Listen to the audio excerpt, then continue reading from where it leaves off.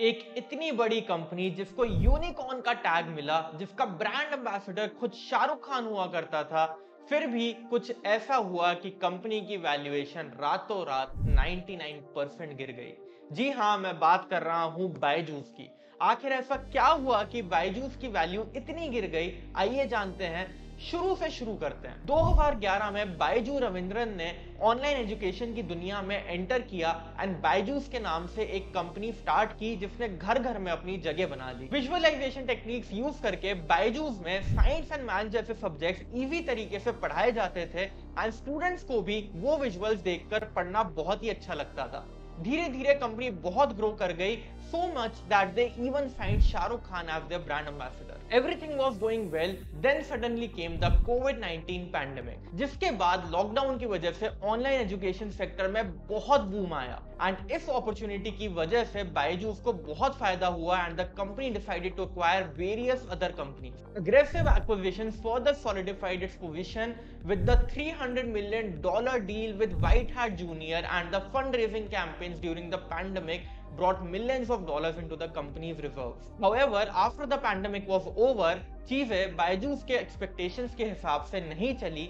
Students फिर से offline coaching centres की तरफ जाने लगे, जिसकी वजह से बायजूस को लॉसेस होने लग गए. In 2021, Byju's reported a loss of $327 million, raising questions about its financial stability. Soon, cases related to aggressive selling strategies adopted by the Byju's salesperson came to the news. Byju's अपने sales force को एक set target देते थे जो पूरा ना होने पर एम्प्लॉइज का लॉस होता था. इन सेल्स टारगेट का प्रेशर इतना होने लगा कि अब सेल्स पर्सन स्टूडेंट्स को इस तरीके से पिच करते थे कि उन्हें ऐसा लगने लगे कि they are very poor in academics and if they don't join the Byju's classes, then they are putting their future at risk. And middle class parents who could not afford the Byju's fees were even offered the EMI options for payment.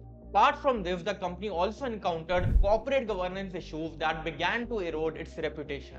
Allegations of unethical accounting practices, including inflating operating revenue and mishandling of user data, tarnished its image. Deloitte, the auditor of Byju's, resigned, stating that the financial statement submissions were delayed a lot, which prevented them from assessing the financials to their satisfaction. And then the independent directors also left the board. These issues resulted in defaults on loans and lawsuits by the creditors, leading to further corporate governance issues. Even after all these huge challenges, Byju's didn't stop from taking unreasonable decisions. It adopted aggressive marketing strategies, from getting on board attractive brand ambassadors like football star Lionel Messi to putting out flashy advertisements by being the main sponsor of the Indian cricket team and an official sponsor of the 2022 FIFA World Cup. Rather than focusing on its core operation of education, it went on marketing the company to a great extent.